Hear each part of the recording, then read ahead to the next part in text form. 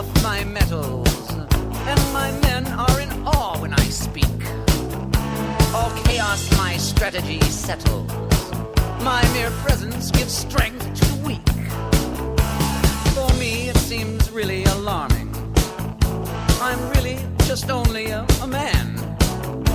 With 5 million sheep in this army, I seem to be the only one fit to command.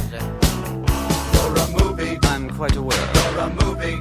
Yes. The exception. Oh, you've noticed. You're the one of kind. You're a movie. A very big Please movie. include me. Send us to the line. If you're lucky. I must go now and save the world. Move aside near a drop of water, let the ocean pass. You're a movie. Quite right. You're a movie. The exception. You're the one of kind. You're a movie.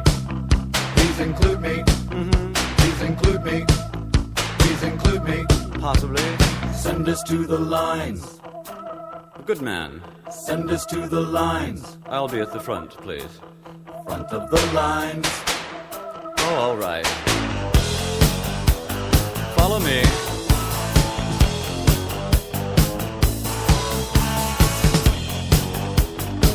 Another day, another victory. Another gold stripe, another star.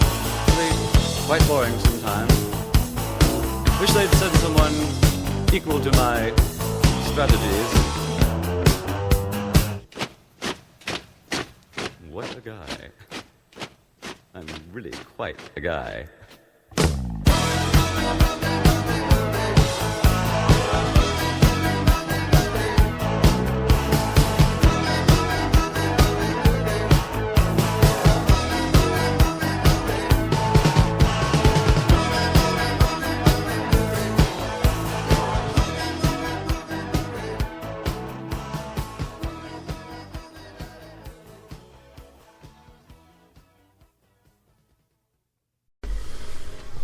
Okay, guys, that was Alice Cooper.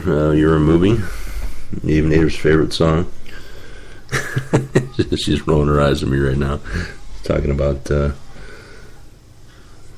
downfall of the Easter holiday. So,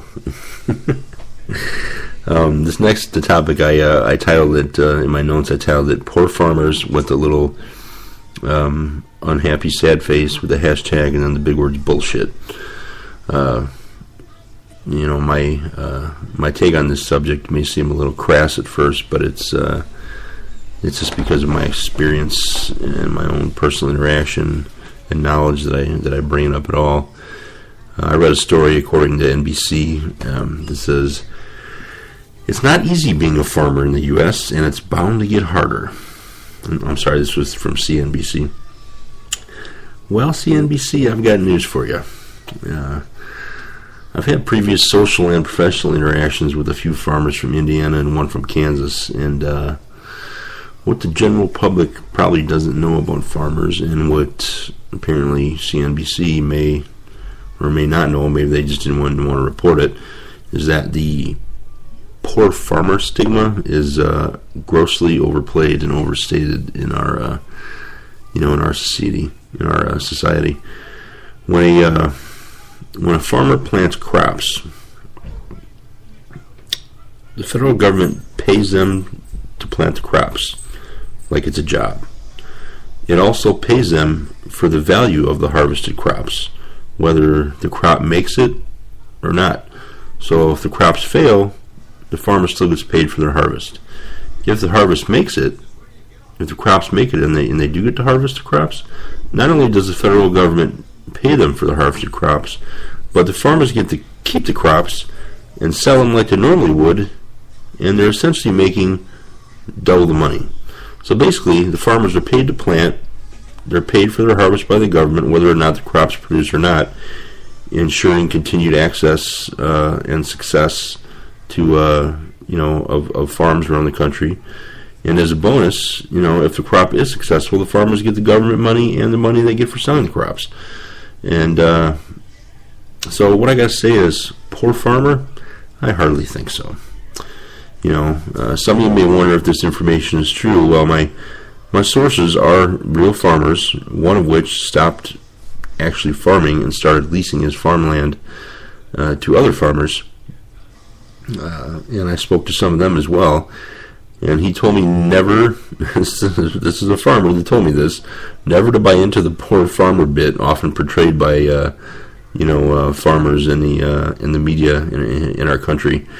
He went on to tell me that the government's compensatory system for farmers planting crops, like we talked about just a second ago, and the story was confirmed by a couple other Indiana farmers and one from Kansas. That they all, the same thing happens with all of them. So just as far as CNBC is concerned, don't go there, and please don't buy into the sob stories.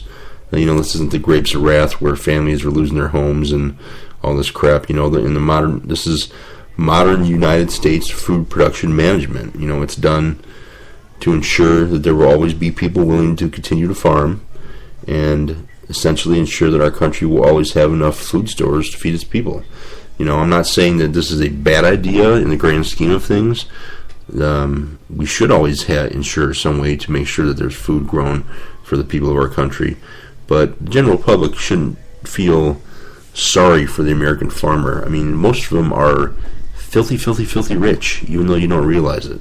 They may not dress like it, they may not act like it, but believe me, most of the farmers that you talk to are probably millionaires or multimillionaires, so think about that. Let's see, here's another song by one of my favorite bands called The Call.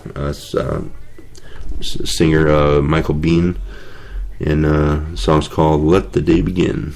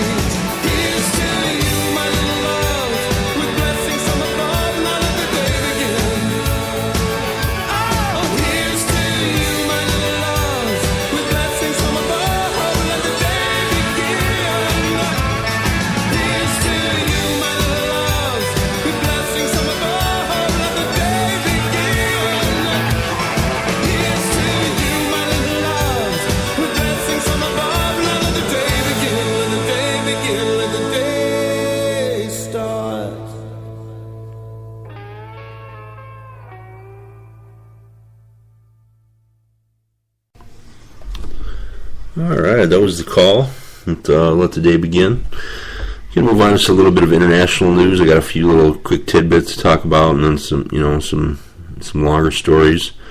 It's basically the 25th anniversary of the Exxon Valdez oil spill, so if you guys want to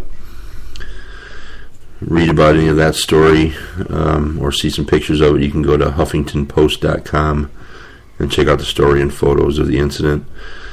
Let's see.